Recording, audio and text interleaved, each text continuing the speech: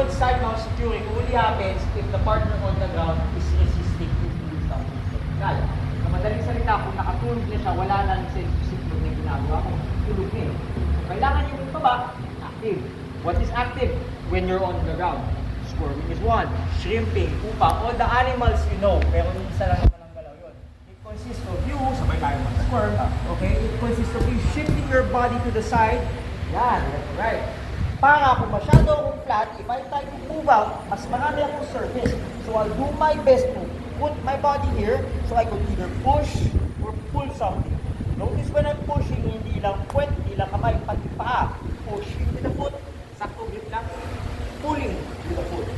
This is very important, lalo na pag pupuna kayo ng upper body control for your arm to transfer from here, if you traps your chest, right? You can put your arm down, kailangan mo swing out yan. If I say the word swim out, hindi ako nag-refer ng marathon. Okay? Wala pa tayo sa swing depend. See, swim out. Swimming out. Bubbling out. So for example, kung si TJ, nakunan niya ako ng side mount, sir. Yung ganda side mount, hook my leg. Yeah, method variation, pwede nakaganyan, or what I like to do in anyway, just me, that has worked for me time to time, is the elbow, pinching the head at naka-isolate. Why do I like to do this? Because this space here allows him to tactically trap my arm when it's needed. Yan. And if the fight allows na mag-forearm, itong kamay na to, pwede mag-forearm. Sige, hammer, pwede ka. Kung pwede. Kaya ako mas gusto ko to for MMA. I've been doing that way before. Secondly, kung nandito ang trap niya, yung bewang niya, as I always mention, kailangan hanggang kilikil ko. So as you would observe, naka-pin down talaga ako. Para ako nakapako, pero reverse. Right? Dito yung plangka sa kamay ko. Pwede pang umangat si TJP. Yan, Brad. Okay. Yung side mount niya hanggang ulo ko. You already remember this, right? And if we manage to control my neck towards that direction by framing my neck, yan o, yung mga rad tech natin, alam niyo na pag nandun ang ulo ko, malabo kung maput na katawan ko doon. So for me to get out here, I won't expect na makakatulak lang ako ng basa-basa. I'll have to squirm. I'll use my arm, my frame, my elbow, if not my palm, yung forearm ko, and my body. Push something. And then try to block something. Pag sinubukan niya humabol, I'm blocking the hips. This space that I create, ito gagawin natin ha, proper 45 ha, options, pwede ka, sige, pin mo ako, swing an arm, 1, okay, actually pwede na sa akin ito, but if you really want to be secure, 2, so assuming na mag-follow up man siya ng high mount siya, high side mount, makakatakas ka na, high side mount, or assuming na, mapamila kong 1, 2, nag-high mount siya, sige, high mount ko na, at ipasok ko ganito, takas na ako dyan. Okay? Does that mean lamang ka na? No. By no means no. Pero kung attentive ka, you're paying attention to the situation, that liability can become an opportunity. Amen? Amen. That liability can become an opportunity. Pamiling out. Okay? So TJP, buwa. So ganun lang ha. You can't put those proper side mount TJP, tingnan pa. Ganda. Wala pa mga offenses eh. Pag nagkaroon na ng offenses, ibang usapan yan. Pag nagkaroon ng offenses, ang una mo tatakasan yung offense na relative sa ginagawa niya. For example, like mo kasi TJP, I'm not gonna score my way out. Baka maging liability. Ito mo na magiging una kong kalaban. Okay? But that happened because ang tagal mo na nandito, you gave him time to move. So kung take down pa lang, ayaw mo nang mapascore at may baba ang kamay mo, you're already half step ahead is better than no step ahead. Okay? So balikan ko lang, proper side mount, TJP. Hanggang dito side mount mo. Yan, brother. Si partner, he's gonna stay heavy for 10 seconds.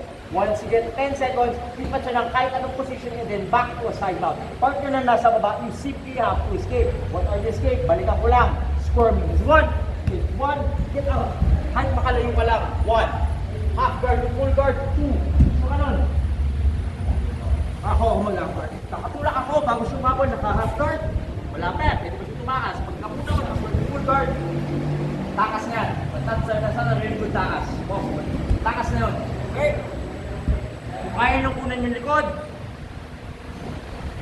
O yan, dyan na. Pag nakunan nyo ng likod, takas na rin yun. Ang case in point is one partner trabaho lang ang gagawin mo. Take. 10 seconds. After 10 seconds, what do you do? At sa kahit ano, pwede, high mount, beyond belly, or something you want to tapos balik sa side mount ulit. 10 seconds. Lang. Restaurant procedures. Yung point of control ko yung nasa taas is yung Lahat. Question. If I say a big question doesn't mean meron akong good answer. Okay, pag side mount, as much as possible sige siya anatomical. Kanina, may frame tayo sa legs frame, sa bewang frame, sa upper body.